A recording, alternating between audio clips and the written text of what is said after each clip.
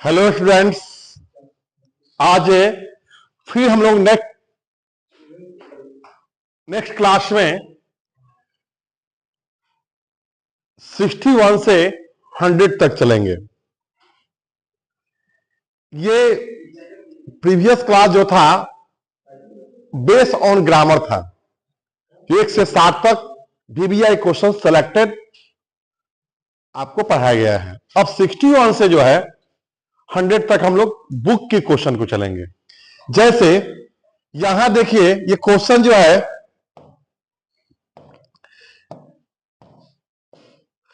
कि Indian civilisation is, भारतीय सभ्यता है गॉडलेस, नहीं, बेस ऑन पार्टिलिटी, नहीं, बेस ऑन मैटर, नहीं, भौतिकता पर तो आधारित है, नहीं। तो भारतीय सभ्यता जो है base on belief in God, भगवान में विश्वास पर आधारित है। तो ये इसका आंसर क्या हो जाएगा? डी हो जाएगा। एग्जाम में क्या करेगा कि ये पोर्शन उठा के वहां भर देगा और यहां पे डॉट डॉट कर देगा कि dot dot civilisation is a based on belief in God. कहां की सभ्यता जो है भगवान में विश्वास पर आधारित है। तो आंसर क्या हो जाएगा? इंडिया। तो याद रहे कि लाइन याद करेंगे, न कि हम ऑब्जेक्टिव याद करेंगे। लाइन याद रहेगा तो क्वेश्चन सॉल्व कर लेंगे। नेक्स्ट क्वेश्चन क्यों चलते हैं यहां पे 62। आइए,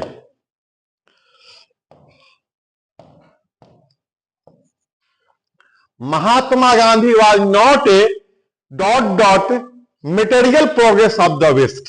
महात्मा गांधी पश्चिमी देश के भौतिकता से ज्यादा खुश नहीं थे। खुश नहीं थे मतलब का कि ज्यादा खुश नहीं थे। Mahatma Gandhi was not a enamoured, मतलब उतावला होना, खुश होना।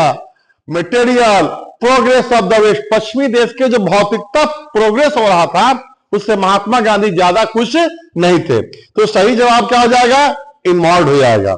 चलिए, इसके बाद में नेक्स्ट देखेंगे हम लोग नेक्स्ट क्वेश्चन की ओर।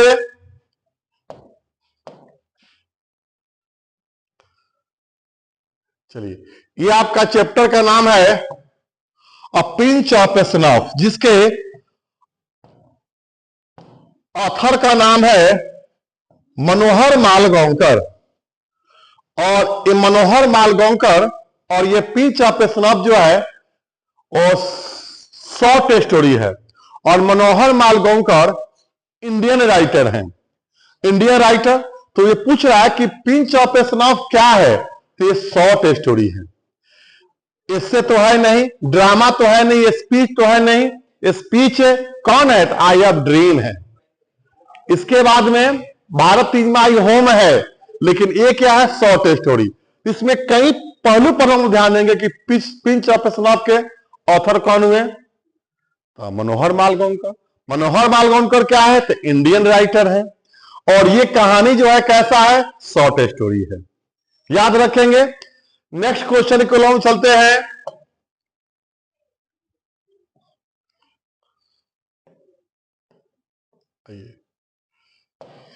ये जो चैप्टर है ये शायद आपको आई हैव ड्रीम चैप्टर का है, तो ध्यान देंगे हम लोग। ये आई हैव ड्रीम, चलिए, कह रहा है कि if America becomes a great nation, अगर अमेरिका को महान राष्ट्र बनना है तो मस्ट नॉट ओवरलुक, ओवरलुक अनदेखा करना, अनदेखा करना प्रॉब्लम सब कर रहा है कि अगर अमेरिका को के महान राष्ट्र बनना है तो किनकी समस्या को उनको अनदेखा नहीं करना चाहिए। तो क्या फार्मर्स का, लेबरर्स का, निग्रोज का और अनएम्प्लॉयमेंट का? तो सही हो जाएगा निग्रो जाति के। निग्रो जाति के समस्या को अनदेखा नहीं करना चाहिए अगर अमेरिका को एक महान राष्ट्र बनना है। यह मार्टिन लूथर किंग जूनियर और ये एक स्पीच है जिस चैप्टर का नाम क्या है? I have a dream, I have a dream. चलिए आगे बढ़ते हैं हम सबसे पहले नेक्स्ट क्वेश्चन की ओर। 65 पे बर्टन रसल। चलिए ये चैप्टर का नाम है idea that have help Mankind, idea that have help Mankind.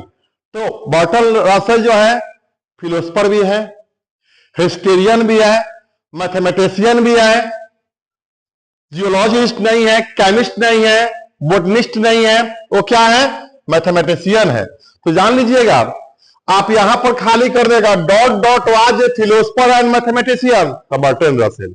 फिर बर्टन रसेल वाज यहां पर खाली स्थान कर देगा एंड मैथमेटिशियन, तो मैथमेटिशियन भर देगा, आपको फिलोसफर भरना है।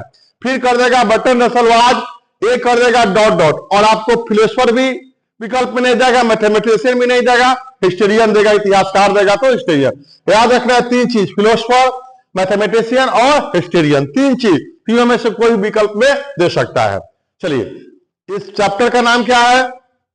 ये भी एक एस्से है, और इस चैप्टर का नाम है आइडियाज दैट हैव हेल्प में मैनकाइंड, मानवता के मदद करने के संदर्भ में। चलिए नेक्स्ट क्वेश्चन को चलते हैं। जो भी क्वेश्चन है बहुत ही इंपॉर्टेंट क्वेश्चन है, इसको तैयार किया गया है ताकि बेहतर ढंग से बच्चे सीख सके। आइए, the teacher who caught Sabi playing with goats. देखिए ये आर्टिस्ट चैप्टर के हैं, और आर्टिस्ट के ऑथर का नाम है सिंगानोया, ये जापानीज राइटर हुए, और ये जापान की शॉर्ट स्टोरी है। और इसमें सैबी नाम के लड़का की चर्चा जो 12 इयर्स ओल्ड है, जो प्राइमरी स्कूल में पढ़ता है, उसका एक इंटरेस्टेड है, ज्यादा उसकी रुचि है गुआर्स। गुआर्स एक जापान का फल है जो कोहरा के आकार का होता है, वही कलेक्टिंग करने का इसका एक हॉबी है। और वो कहां पढ़ता है? तो प्राइमरी स्कूल में। सब बात याद रखिएगा, ये सब क्वेश्चन पूछी जा सकती है कि सेबी प्राइमरी स्कूल में पढ़ता था। सेबी का जो इंटरेस्टिंग था वो क्या थी? पैसानोटली इंटरेस्टेड इन गुआर्स, उसकी अभिरुचि किस में थी? गुआर्स में थी। तो यहां देखेंगे कि टीचर हु कॉट, जो शिक्षक उसको पकड़ा था सेबी को, प्लेइंग विद गुआर्स, जो गुआर्स से वो खेल रहा था, तो वो टीचर ने उसको क्या किया? उसको प्रशंसा किया नहीं।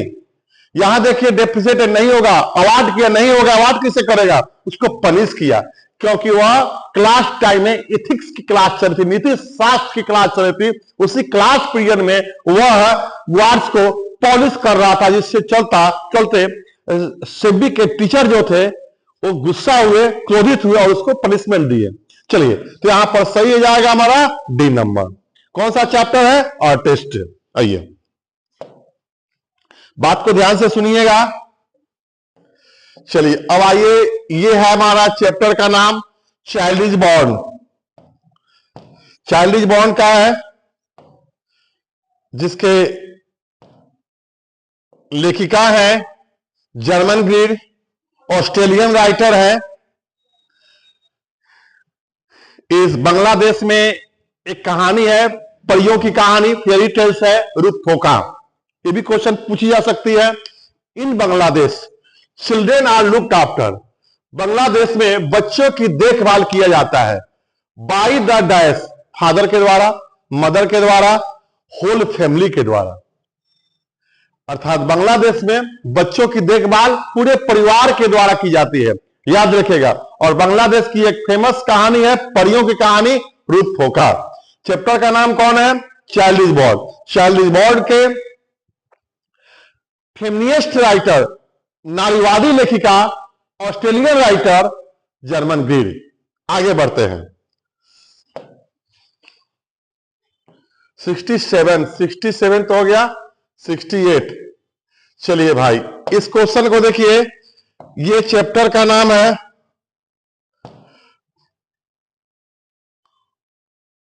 Press, how press free. देखिए अब देखिए एडिटोरियल पॉलिसी,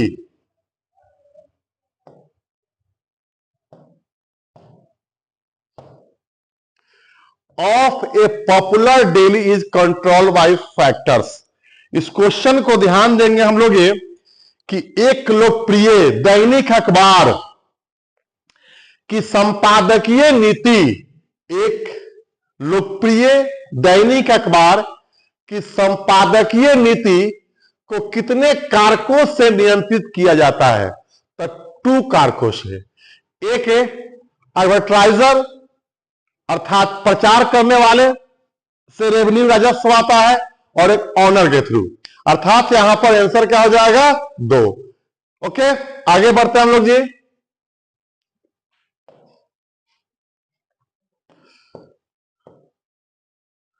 आइए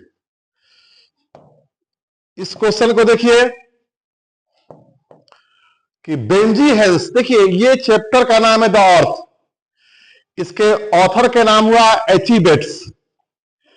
एच.ई. बेट्स ब्रिटिश राइटर, और इसमें एक किसान की चर्चा है जॉनसन।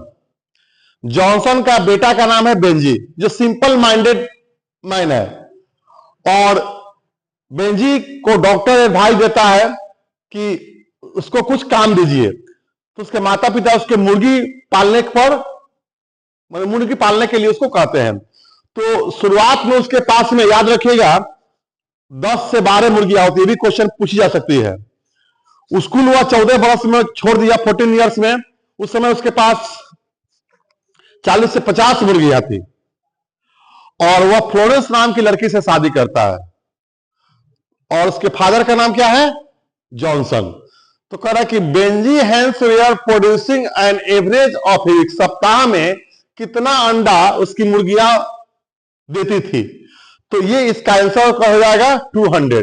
मतलब 200 एक सप्ताह में अंडा उत्पादन होता था, उसकी मुर्गियां देती थी। चलिए आगे चलते हम लोग।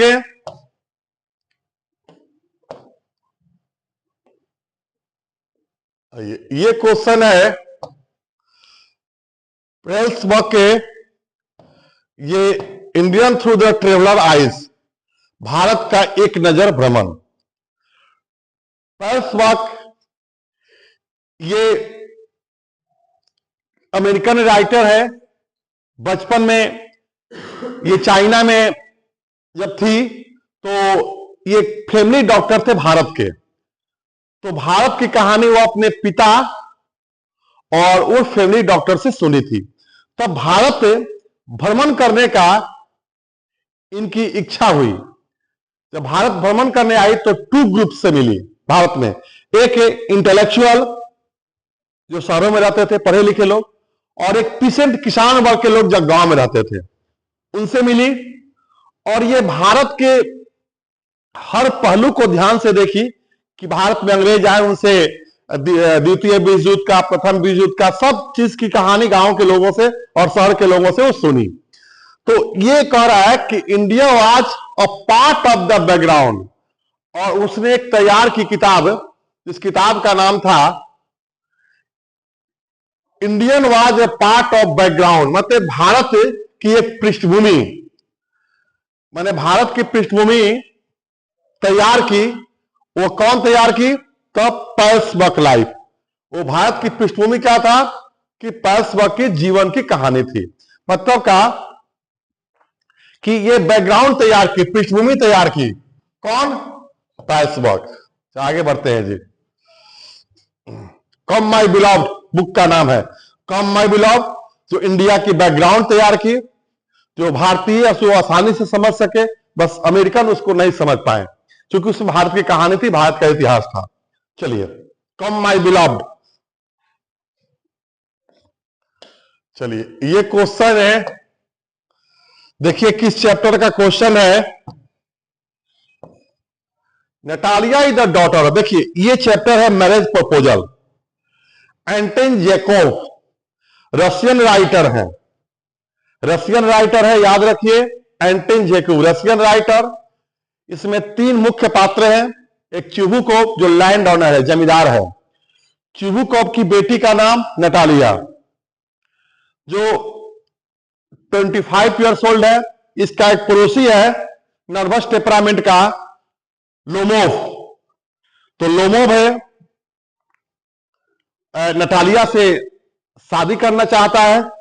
और फर्स्ट ऑफ ऑल ये लोग ऑक्स विडो के लिए, बैल के रशियन राइटर, बैल के चरागाह के लिए आपस में क्वाइलिंग करते, झगड़ा करते हैं। मोटा मोटी ये दिमाग रखना है कि Natalia is a daughter. Natalia किसकी बेटी थी? तो चुबुकोव की। नटालिया किसकी बेटी थी? चुबुकोव की। और चुबुकोव कौन था? तो लैंड ओनर था, जमींदार था। चलिए 72, धर्म हमेशा से भारत में वर्तमान है। चलिए, धर्म भारत में हमेशा से वर्तमान है। आइए, कि dash is इवर present in India. तो यहां पर क्या जी? भारत में हमेशा से वर्तमान कौन है? रिलीजन। रिलीजन में इसका होता है धर्म होता है। चलिए, ये चैप्टर का नाम वही टाइल्स बॉ के Indian through the traveller eyes chapter का है। चलिए 73 की ओर चलते हैं। ये देखिए, हाँ, ये अब क्वेश्चन का नाम आपका हो गया, सब भी अभी बताया है। कौन सा चैप्टर हुआ? आर्टिस्ट हुआ। आर्टिस्ट हुआ कि सेबी की मां उससे क्या हुई? क्रोधित हो गई थी। क्रोधित इसलिए हुई थी कि टीचर क्या किया कि कंप्लेन किया, घर पे कंप्लेन किया, किस तरह के बच्चे के कोई भविष्य में कुछ नहीं कर सकता है। तो उसको डायरेक्ट उसकी मां से सामना हुआ। तो मां अब सेबी पर क्या क्रोधित हुई कि तुम इस तरह के काम क्लास में क्यों करते हो। तो यहां पर क्या हो जाएगा? एंग्री हो जाएगा। चलिए, ये आर्टिस्ट चैप्टर का क्वेश्चन है। अब आगे बढ़ते हैं। आइए, ये क्वेश्चन देखिए। अब ये क्वेश्चन है, आप बता सकते हैं कि किस चैप्टर का है? बोलिए। ये चाइल्ड इज बॉर्न का है। चाइल्ड इज बॉर्न का है कि the death of a few women, voice, singing, crying, sleeping. Voice of a few women, कुछ औरतों की आवाज। रेज इन वार्निंग, चेतावनी देने के लिए जगी है, जो कैन नॉट बी हियर्ड, जो सुना नहीं जा सकता है। Over the humming and throbbing our machine, हमारे मशीन की गनगनाहट और मशीन के शोरगुल में उस औरतों की आवाजें नहीं सुन पाए हम लोग। अर्थात यहां पर क्या हो जाएगा? Voices of human. ये वॉइसेस ऑफ ह्यूमन, इससे हो सकता है कि एक्सप्लेन करने के लिए दे। तो एक्सप्लेन में आप वही, इस पाठ के लेखिका कौन है? जर्मन ग्रीड, ऑस्ट्रेलियन राइटर है। और पाठ का नाम है चाइल्ड इज बॉर्न। 75 की ओर चलते हैं। चलिए 75, अब पता चल गया आपको किस चैप्टर से है? द अर्थ से है। अर्थ है कि लास्ट में क्या करता है कि बेंजी अपने माता पिता को घर से निकाल देता है।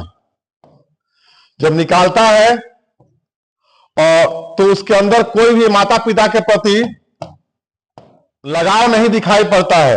अर्थात बेंजी शोड नो साइन, माने कोई उसने मतलब उसके अंदर कोई भी नॉर्मल इमोशन, सामान्य एक भावना था, मतलब माता पिता के प्रति ज्यादा उसको लगाव नहीं था। कुछ चीज यहां पर सही हो जाएगा, नॉर्मल इमोशन। इस चैप्टर का नाम है द अर्थ। इसमें बेंजी है जो सिंपल माइंडेड मैन है, और इसके पिता का नाम जॉनसन है। चलिए 75, 76 की ओर चलते हैं।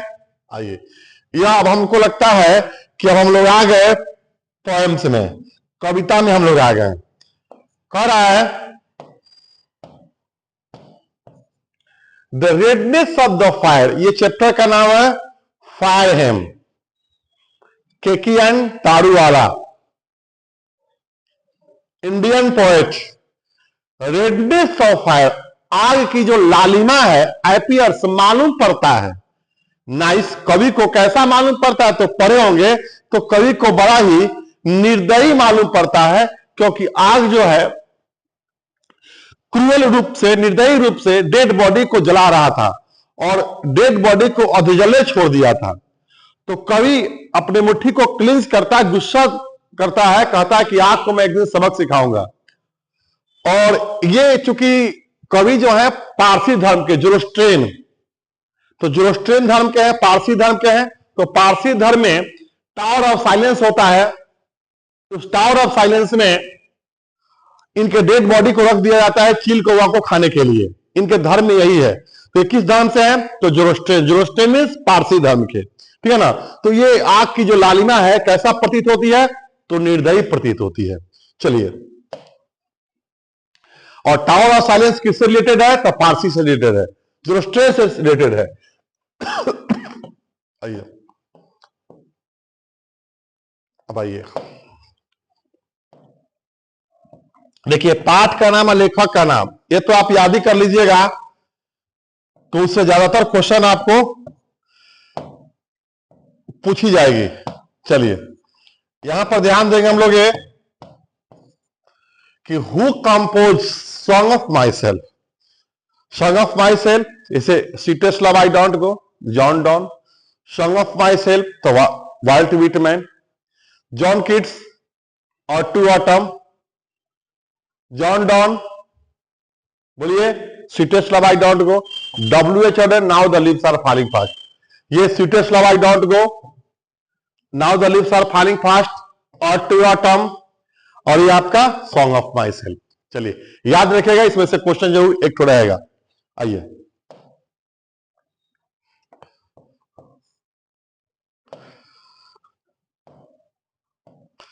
ये चैप्टर का देखिए, थोड़ा सा इस चैप्टर को देखिए कि nurse in the poem now the leaves are falling fast stand for, कह रहा है कि ये नर्सेस वर्ड जो है इस पोएम में W.H. एडन ने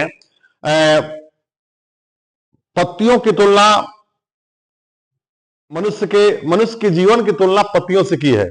मतलब जिस तरह से पेड़ के पत्ते असमय गिरते या गिर रहे हैं, ठीक उसी प्रकार से मनुष्य भी मौत के मुंह में उतना ही तेजी से जा रहा है। तो पेड़ की पत्ता की तुलना मनुष्य के जीवन से किया गया है। तो नर्सेज जो सेविका जो है, इसका खास करके स्टैंड फॉर किसके लिए है? तो प्लांट्स के लिए है, पौधा के लिए है। चलिए,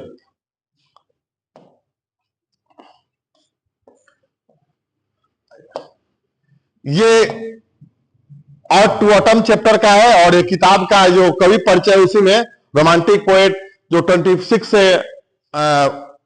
26 वर्ष की उम्र में ट्यूबरक्लोसिस से उनकी मौत हो जाती है, और जॉन किट्स को रोमांटिक पोएट के नाम से जाना जाता है। और ये और टू ऑटम में क्या है? तो ऑड है। तो ये इसमें ये एक्सहिबिट किया जाता है, प्रदर्शित किया जाता है principle dash in the nature, मतलब कहा कि ब्यूटी इन नेचर, मतलब प्रकृति की सुंदरता का एक पिक्चर दिया गया है किताब में, देखिएगा वह ठीक इस ऑटम का, पतझड़ ऋतु का प्रदर्शित करता है। चलिए, इसमें क्या हो जाएगा? ब्यूटी हो जाएगा। चलिए, इस क्वेश्चन को देखिए, ये शायद इपिताफ समाधि लेख, इसके लेखक का नाम वाल्टर डेलामारे। चलिए, an epitaph deals with a beautiful, epitaph में वर्णन किया जाता है एक सुंदर क्या चीज का? गर्ल का, लेडी का, बेबी का, पॉपी का। तो लेडी का, अर्थात एक सुंदर महिला का इसे वर्णन किया गया एपिताफ में, समाधि लेख में एक सुंदर महिला का, ब्यूटीफुल लेडी का, जो वेस्टर्न कंट्री की है, पश्चिमी देश की है, उस महिला का वर्णन किया गया है। चलिए, 81 की ओर चलते हैं, काशी की ओर। अब इसमें देखिए, सोल्जर, ये वार पोएम है। इसके बाद में ये सोनेट भी है, 14 लाइन की पंक्तियों को हम सोनेट कहते हैं। तो ये एंड ऑड, ये क्या है? ये ऑटम चैप्टर में आएगा। इसके बाद ये सोनेट 14 लाइन की पंक्ति को सोनेट कहते हैं। सोल्जर क्या है? तो सोनेट है। सोनेट कितने लाइन की पंक्ति को? 14 लाइन की पंक्ति को हम सोनेट कहते हैं। चलिए, याद रखिएगा इसको। 81 हो गया, 82 में आइए। चलिए, अब यहां देखेंगे सबसे पहले कि इस क्वेश्चन को, ये चैप्टर का नाम है T.S. इलियट, चैप्टर का नाम है Macavity the mystery cat. Macavity the mystery cat की एक रहस्यमय बिलार की कहानी है। तो मैकेबिटी इज ए क्या हो जाएगा इसमें? मिस्ट्री कैट हो जाएगा, मिस्ट्री कैट। तो यहां पे सही जवाब क्या हो जाएगा? Mystery cat. Macavity is a mystery cat. चलिए, 82 के बाद में आइए आप 83। आ गया, देखिए वही बात जो बताया, जोरोस्ट्रियन पारसी धर्म से रिलेटेड है। आइए, कहा कि the term Zoroastrian inspire him stand for, माने ये जोरोस्ट्रियन वर्ड जो है किसके लिए आया है, किसके लिए आया है, हिंदू के लिए आया है, मुस्लिम के लिए आया है, क्रिश्चियन के लिए आया है और पारसी के लिए आया है। किसके लिए आया है, तो पारसी के लिए। जोरोस्ट्रियन किसके लिए आया, पारसी। पाठ का नाम क्या है, फायर है। लेखक का नाम क्या है, कवि का नाम क्या है, केकेएन दारूवाला। चलिए, किसके लिए आया है, तो पारसी धर्म के लिए आया है। चलिए, और इसी में आएगा कि tower of silence. Tower of silence किससे रिलेटेड है, तो जोरोस्ट्रियन से या पारसी से, दोनों में से कोई एक विकल्प दे सकता है। चलिए आगे चलते हम लोग। ये देखिए किस चैप्टर का क्वेश्चन है, ये स्नेक चैप्टर का है। इसमें जो कह रहा है कि निर्वासन के रूप में राजा, जो कविता है, जो स्नेक चैप्टर, स्नेक किसके लिए आया है, तो स्नेक के लिए आया है। इसका हो जाएगा स्नेक, सी नंबर क्वेश्चन हो जाएगा, 84 का सी नंबर। चलिए आगे देखते हैं हम लोग 85। आइए, अब देखिए हर चैप्टर से सिलेक्टेड क्वेश्चन डाला गया है ताकि आप उस हर, इसमें देखिए खासियत देखिए कि हर चैप्टर को टच किया गया है और फिर दूसरा सेट पढ़ाएंगे तो उसमें भी कोशिश करेंगे कि हर चैप्टर को टच करके क्वेश्चन को सेट किया जाए। कह रहा है कि the speaker of my grand mother house, ये इंडियन पोइटिस है, भारतीय कवयित्री हैं। ये माई ग्रैंड मदर हाउस कमला दास, तो करा कि जो इस पाठ की जो कवयित्री है, स्पीकर है, वो गर्व करती है। किस पर गर्व करती है, तो पेरेंट्स के घर पे, अपने दादी माँ के घर पे, हर ग्रैंड मदर हाउस। इसका सही जवाब हो जाएगा बी नंबर। चलिए आगे देखते हैं हम लोग। आइए, ये देखिए कौन सा चैप्टर का क्वेश्चन है, थोड़ा ध्यान देंगे हम लोग। Chapter the poet had gone, कवि गया था, टू वाटर थ्रू, पानी के हौज के पास में। आप देखिए इसमें क्वेश्चन आएगा स्नेक चैप्टर, डीएच लॉरेंस। कवि सेकेंड कॉमर था, दूसरा आगंतुक था, और फर्स्ट कॉमर कौन था, तो सांप था। सांप था, और ये जगह का नाम क्या है, सिसिली, जिसमें कैरेव ट्री की चर्चा की है। सुनिएगा, कैरेव ट्री सिसिली में हॉट दिन था, कवि पजामा पहने हुए था। जब पानी पीने गया तो देखा कि पानी के नाद के पास में सांप पहले से पानी पी रहा था, मतलब फर्स्ट कॉमर था। सेकेंड कवि था, सेकेंड कॉमर, तो कवि सोचता कि मुझे अवश्य प्रतीक्षा करना चाहिए, वेट। तो दिन कैसा था, तो गर्मी का। कवि क्या पहना था, तो पजामा पहना था। जगह कहा था, तो सिसिली था। और सिसिली में कौन सा ज्वालामुखी है, इतना नामक एक ज्वालामुखी है। इसमें क्या भरेंगे, हॉट भरेंगे। चलिए, डीएच लॉरेंस, स्नेक चैप्टर।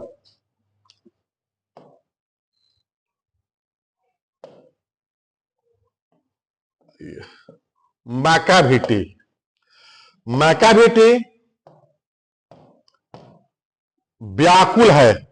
अब व्याकुल है तो कहां जी, मैकाविटी कहां रहता था, स्कॉटलैंड यार्ड में रहता था। स्कॉटलैंड यार्ड में, अर्थात कहां रहता था, स्कॉटलैंड यार्ड। मैकाविटी से संबंधित क्या है, स्कॉटलैंड यार्ड। इसका डेफलमेंट मीन्स व्याकुल, तो मैकाविटी व्याकुल है कहां जी, स्कॉटलैंड यार्ड में। 37 का हो जाएगा कौन नंबर जी, डी नंबर।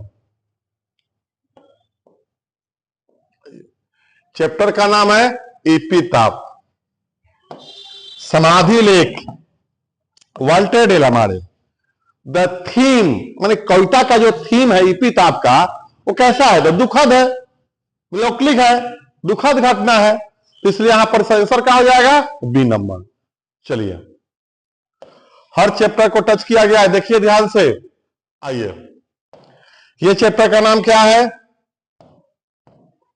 चैप्टर का नाम है now the leaves are falling fast. चलिए, कह रहा है कि according to W H. Auden, W H. Auden के अनुसार द डैश हैड बिकम डम, कौन इस पत्ते विहीन पेड़ के जैसा डम हो जाएगा, शांत हो जाएगा, तो कौन, हेन, स्पैरो, नाइटिंगल। सही जवाब इसका क्या हो जाएगा, नाइटिंगल हो जाएगा। क्या हो जाएगा, नाइटिंगल। चलिए, इसके बाद कौन सा चैप्टर है? Now the leaves are falling fast. आइए 90 नंबर क्वेश्चन। अभी आ गया स्टोरी ऑफ इंग्लिश का क्वेश्चन आ गया। स्टोरी ऑफ इंग्लिश का, स्टोरी ऑफ इंग्लिश के क्वेश्चन में देखेंगे सबसे पहले हम लोग इसमें कि कह रहा है कि who wrote the scholar Gypsy. Scholar Gypsy के लेखक कौन है? याद रखना स्टोरी ऑफ इंग्लिश का है तो मैथ्यू अर्नोल्ड। इसके सही आंसर हो जाएगा मैथ्यू अर्नोल्ड, अर्थात ये स्टोरी ऑफ इंग्लिश का क्वेश्चन है। नेक्स्ट क्वेश्चन क्यों चलते हैं?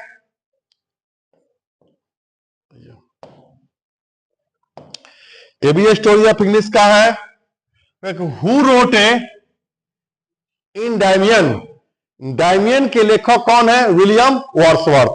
William Wordsworth. क्या आंसर लगाएंगे इसमें जी? William Wordsworth. चलिए, इसके बाद में next question,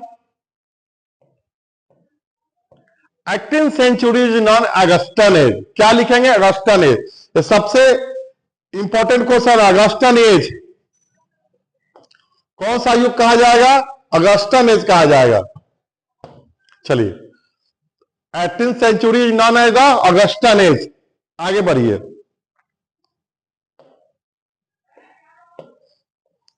A major language change in English से कह रहा है कि डॉट डॉट कह रहा है ग्रेट वॉवल शिफ्ट।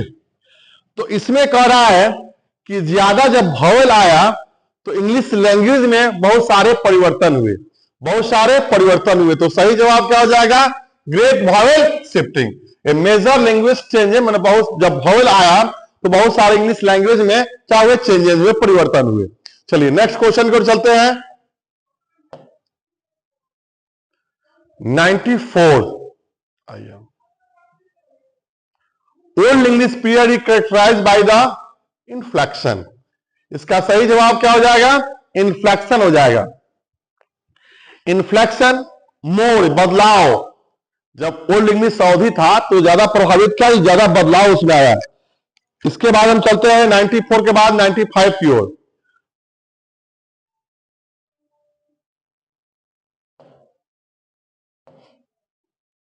चलिए, कह रहा है कि gold Smith and Sheldon made contribution. मतलब ये लोग योगदान दिए थे क्या चीज में? तो इंग्लिश स्टेज में।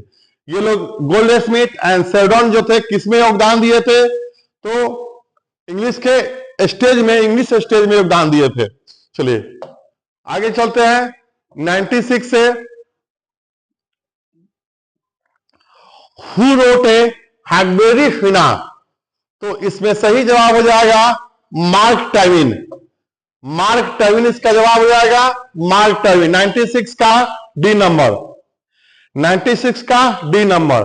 चलिए इसके बाद देखिए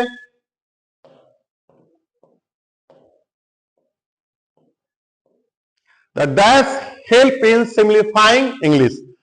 माने कौन चीज इंग्लिश में सरलीकरण किया गया जो मदद किया? तो बाइबल। वाइक्लिफ ने उसको इंग्लिश में रूपांतरण किया बाइबल को। तो सरलीकरण, इंग्लिश में सरलीकरण कौन जी? बाइबल हो जाएगा। इसका आंसर क्या हो जाएगा? बाइबल। आइए, और ये सबसे इंपॉर्टेंट क्वेश्चन है कि आखिर मैकबेथ और जूलियस सीजर के लेखक कौन है? तो ये हो जाएगा शेक्सपियर। सबसे बीबीआई क्वेश्चन है, शेक्सपियर इसका आंसर हो जाएगा। चलिए इसके बाद वाला क्वेश्चन देखिए कि व्हाट ड्रामा कम्स। ड्रामा शब्द आखिर आया कहां से है? तो ग्रीक से आया है। ड्रामा शब्द कहां से आया है? ग्रीक से। याद करना है कि ड्रामा शब्द कहां से आया है? ग्रीक से आया है। इसके बाद लास्ट क्वेश्चन है कि हु रोट ए टैलहिक। इसके लेखक कौन है? गिरीश कर्नाल। कौन है? गिरीश कर्नाल। इसका सही जवाब हो जाएगा ए नंबर। 100 क्वेश्चन हर चैप्टर से रिलेटेड, ग्रामर के हर चैप्टर से रिलेटेड है, बुक के हर चैप्टर से रिलेटेड है। फिर हम लोग कल नया सेट एक तैयार करेंगे जो बहुत ही इंपॉर्टेंट क्वेश्चन होगा। Thank you. आज के लिए इतना ही बहुत है।